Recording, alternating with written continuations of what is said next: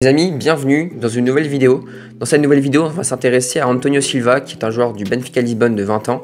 Donc avant que la vidéo commence, n'hésite pas à t'abonner, à partager et à liker la vidéo, ça fait super plaisir. La vidéo, elle va s'articuler autour de 4 grands axes, donc à savoir, en premier lieu, les infos sur le joueur, donc sur son potentiel transfert à Chelsea ou au PSG pour l'instant, selon les rumeurs.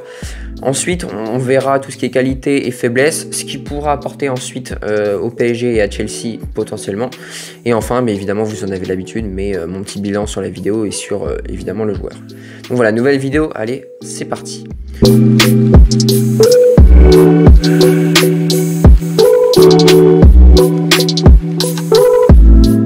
Donc tout d'abord, concernant les infos sur le joueur, donc c'est un beau bébé, 1m87 pour 78 kg. Il a 20 ans, il est déjà titulaire en sélection nationale, donc avec la Seleção, pardon. Donc il est portugais, il est sous contrat jusqu'en juin 2027 pour une clause allant jusqu'à 100 millions d'euros.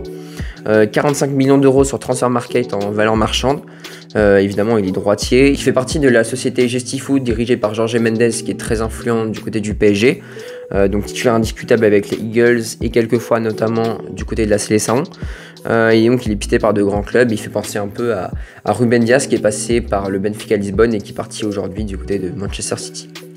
Donc concernant les qualités de ce joueur, elles sont nombreuses, à commencer par les qualités de placement, d'interception, mais également d'anticipation. Voilà, je trouve que c'est les trois, elles vont quasiment ensemble, ces qualités.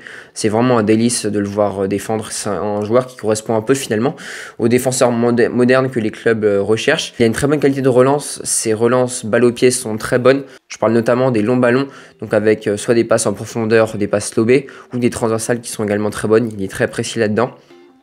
Également un très bon physique, donc forcément quand tu fais 1m87 pour 78 kg, donc presque 80 kg, bah, c'est quand même pas rien pour passer le défenseur. Et si on revient sur ses qualités un peu, mais de manière plus au niveau des statistiques, bah, on va voir qu'en tacle, il a 91 en centile, ce qui est quand même pas mal, avec 2,06 tacles par match, ce qui est quand même loin d'être dégoûtant. Donc dans les zones défensives, comme je vous le mets là, il est à 84, au milieu de terrain 82 et en zone offensive 86. Donc c'est quand même vraiment pas mal du tout. Concernant les passes, là également, c'est pas mal du tout. Donc il est très fiable à la passe avec 99 centiles, donc c'est-à-dire qu'il est meilleur que 99% de ses adversaires. Ensuite, les longues passes réussies, pareil 95, donc là c'est quand même encore une fois très bon, donc comme je vous le disais, voilà, qualité de relance très très bonne. Et enfin les passes progressives 71, ce qui est quand même pas dégoûtant pour un défenseur central, donc ouais, voilà, moi j'aime bien ce côté là. En possession, on va dire que c'est un joueur qui est quand même plus que correct. Alors évidemment c'est une stat qui est un peu renflouée grâce à son équipe de Benfica qui aime bien avoir la possession. Je crois que ça va être l'une des équipes qui doit avoir le plus de possession en Liga Portugal, mais même en Ligue des Champions, je veux dire, c'est une équipe qui a relativement tendance à dominer de par la possession. Donc 67 en dribble tenté, 88 en distance parcourue, donc vers le but adverse, et 84 en possession progressive, donc c'est quasiment les mêmes genres de stats. Mais voilà, on voit que c'est un défenseur qui est vraiment tourné vers l'avant et qui n'hésite pas à défendre, on va dire, en avançant et à remonter les balles également, en avançant également. Et enfin, l'une de ses faiblesses, bah, je dirais que c'est son manque d'explosivité. C'est pas un défenseur qui va être lent dans l'absolu, mais c'est un défenseur qui va mettre du temps à accélérer. On l'a vu notamment face à Kylian Mbappé l'an dernier, c'était vraiment un peu compliqué de le suivre dans les premiers mètres. Après, il arrivait un peu à revenir dans la course, mais voilà, c'est vrai qu'au début, c'était assez compliqué. Donc maintenant, quel apport à Chelsea? Donc Chelsea, on va pas se mentir, ils sont un peu en manque de qualité en tant que défense centrale. Donc Chalobah, c'est pas ouf. Fofana tout en blessé, Disasi qui déçoit. T'as Badiachil qui peut être un concurrent assez sérieux. Mais voilà, donc Thiago Silva va potentiellement prendre sa retraite.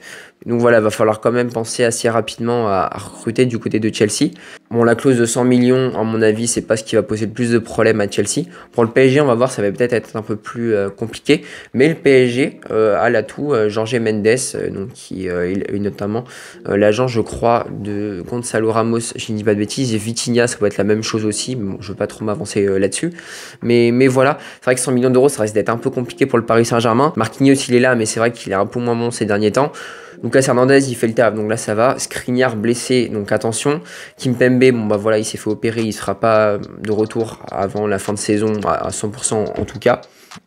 Et puis tu as Beraldo qui va juste d'arriver de São Paulo, donc voilà, qui est pour moi un joueur de rotation, mais qui ne devrait pas être titulaire dans l'absolu pour le moment. Donc voilà, encore une fois, clause qui peut être difficile à atteindre pour le PSG, à mon avis, je pense. En tout cas, ça sera un transfert qui se réalisera, je pense, selon toute vraisemblance, cet été. Mais en tout cas, que ce soit du côté de Chelsea ou du Paris Saint-Germain, bah, c'est un transfert qui pour moi est plus que logique, parce que ça correspond finalement à la stratégie des deux clubs, qui est de miser beaucoup sur les jeunes pour sécuriser, on va dire, l'avenir du club. On arrive à ma conclusion, et ma conclusion finalement elle est toute simple, c'est un excellent défenseur qui est encore, on va dire, en train d'être formé. Donc qu'il soit au PSG, à Chelsea ou dans un autre club, va falloir qu'il soit vraiment poli comme un diamant brut, même si on voit qu'il a quelques matchs d'expérience en Ligue des Champions notamment. Mais voilà, c'est quand même un joueur qui est tout jeune, qui a 20 ans, donc c'est quand même très très jeune. Donc voilà, attention, ça reste un super joueur, mais à polir encore une fois. Donc voilà pour cette vidéo les amis, j'espère qu'elle vous aura plu. Si vous l'avez aimé, bah évidemment n'hésitez pas à mettre un petit pouce bleu, ça fait toujours plaisir. Et puis nous on se retrouve très prochainement pour de nouvelles aventures.